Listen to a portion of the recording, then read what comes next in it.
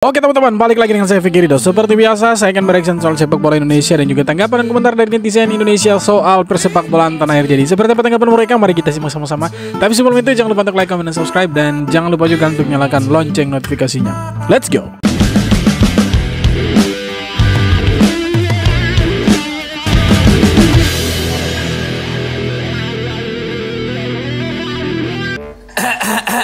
Sepertinya ya, gua bisa menarik sedikit benang merah ini semua. Kenapa ada segelintir manusia-manusia yang gak suka kalau timnas kita dan juga PSSI era Pak Erick Thohir itu maju.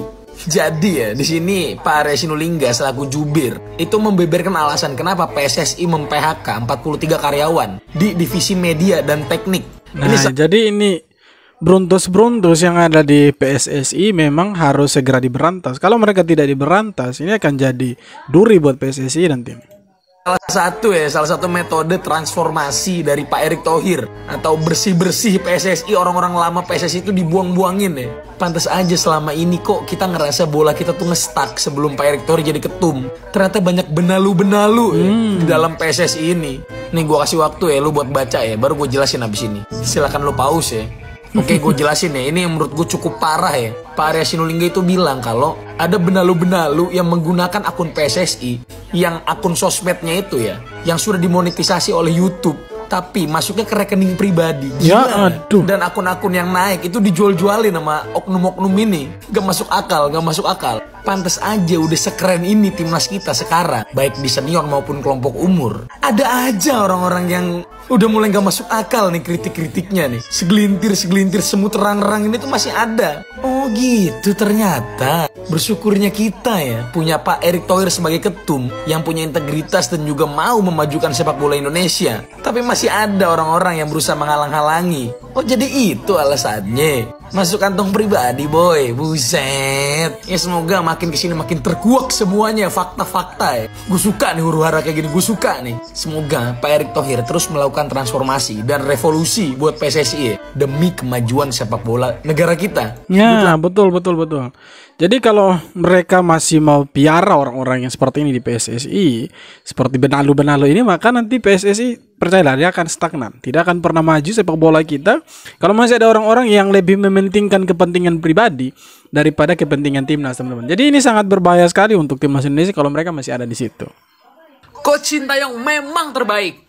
Kita tahu lah ya guys ya, sebelum memulai persiapan untuk melawan Arab Saudi, pemain-pemain timnas Indonesia yang beragama Islam itu mereka pada menjalankan ibadah umroh. Kemarin kita udah ngeliat postingannya Wak Haji yang fotonya keren banget ini. Terus ini juga postingannya Asnawi, ada Haji Witan, ada Asnawi, Pratama Arhan, Egy Maulana Fikri, dan pokoknya pemain-pemain lainnya juga yang telah menjalankan ibadah umroh.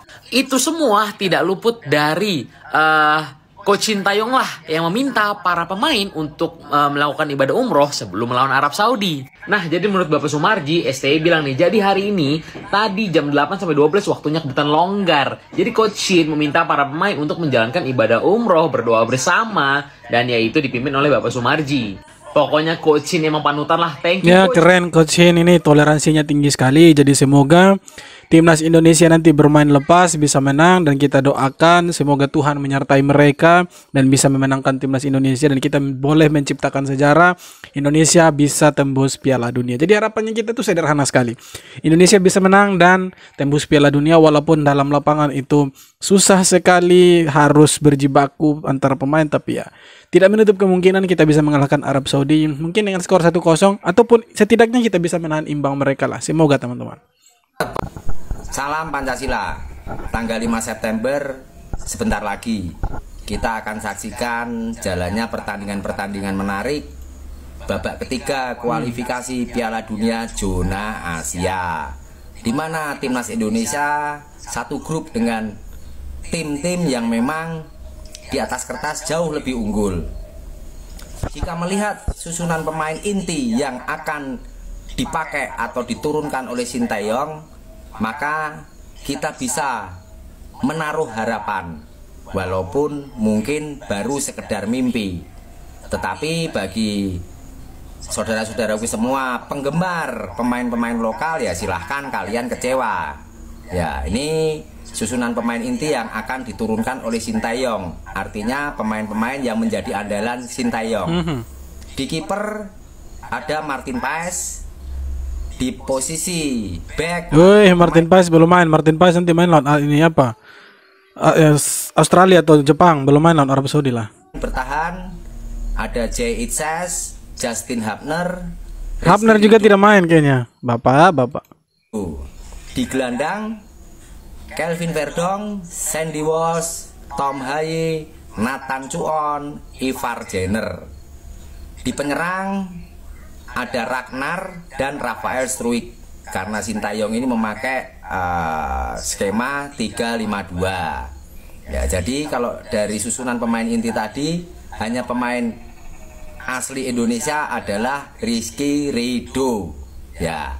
Nah, pemain-pemain timnas yang lain yang ikut dibawa oleh Sintayong ya berharap-harap cemas kalau para pemain ini tidak cedera, ya nggak akan main, ya ngimpi aja kalau mau main, ya karena memang ya menurut mereka kualitasnya memang kurang bersaing.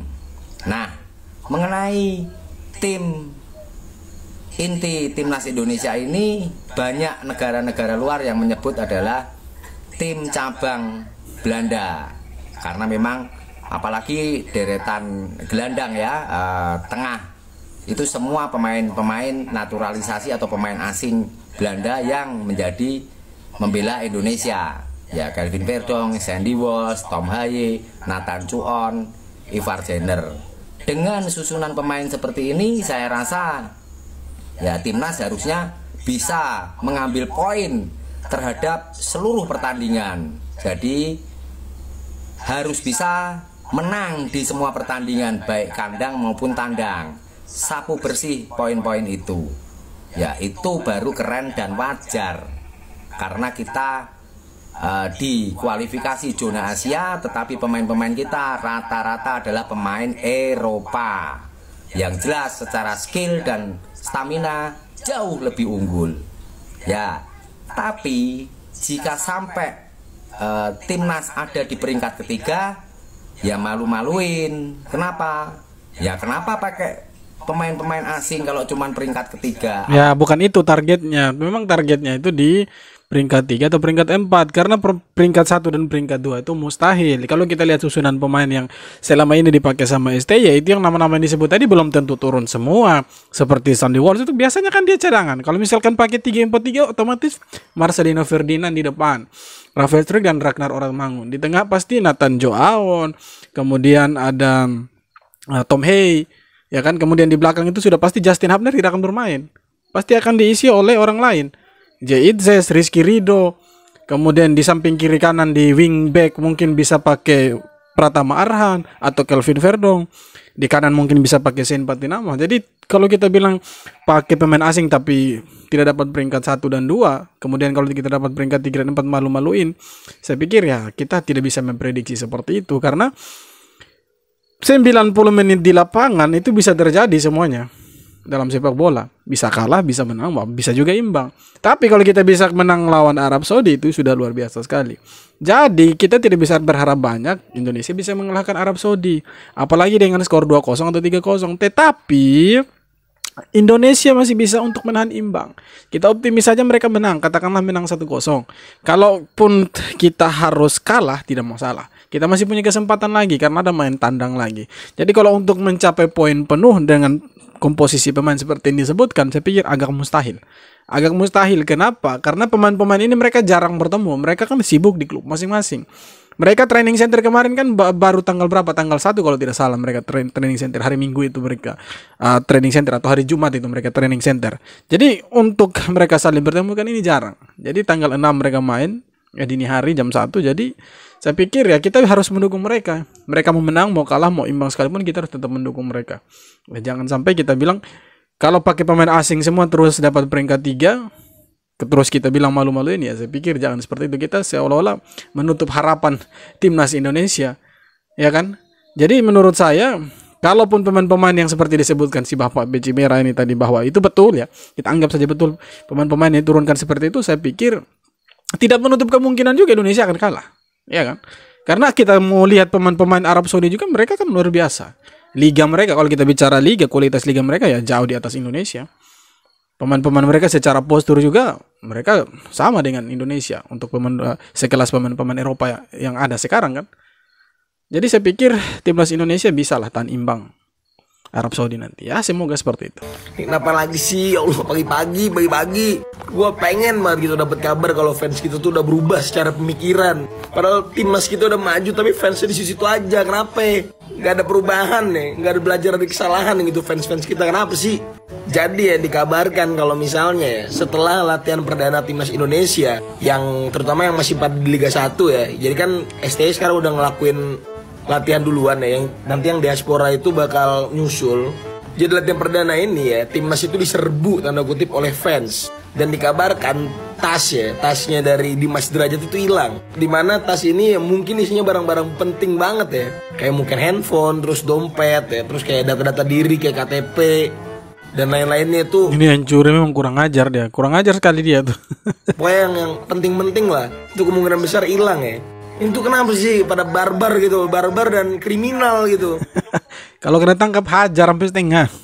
STY nggak suka pemain yang suka bohong, bahkan sampai di blacklist, sampai diusir. Total sudah sekitar 10 pemain yang diusir karena masalah kejujuran. Itu kata dari Shin Tae-yong. Jadi mungkin buat kalian yang bertanya-tanya, misalkan pemain A nih pernah dipanggil timnas, terus performa di klubnya bagus tapi nggak pernah dipanggil lagi. Nah mungkin itu ada salah satu efek betul. attitude. Mungkin salah satu penyebabnya suka bohong pasti. Soal suka bohong. Dia cerita juga di podcast Korea. Ada yang bohong izin keluar itu nggak bilang-bilang.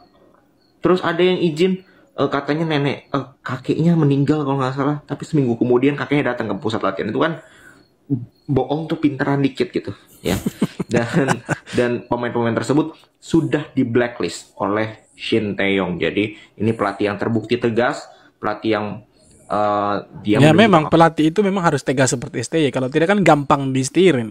Jangan sampai pelatih itu gampang disetir kemudian ya ada pemain-pemain titipan. Jadi kalau ada pemecatan pemain seperti ini, mereka diusir ya tidak dipakai lagi di timnas, itu wajar karena mereka suka berbohong. Jadi ya kita melihat saja pemain-pemain yang mungkin pernah dipanggil tetapi tidak diturunkan atau mungkin tidak tampil lagi bersama timnas baik di sisi latihan maupun pertandingan resmi timnas. Mungkin kalau mereka tidak terlihat, mungkin ya salah satu penyebabnya karena mereka berbohong sama coach STY. Jadi ya kita jangan terlalu berharap banyak lah bahwa mereka akan dipanggil lagi sama STY. Pasti mereka akan dicoret kecuali STY diganti nanti. Oke teman-teman, jadi itu dia beberapa video tanggapan komentar dari netizen Indonesia soal persepak bolaan kita. Jadi tanggal 6 nanti dini hari Indonesia akan lawan Arab Saudi. Jadi memang sekarang mereka lagi latihan. Dan kendalanya sih sebenarnya mereka tuh menghadapi cuaca ekstrim yang cukup panas juga di Arab Saudi.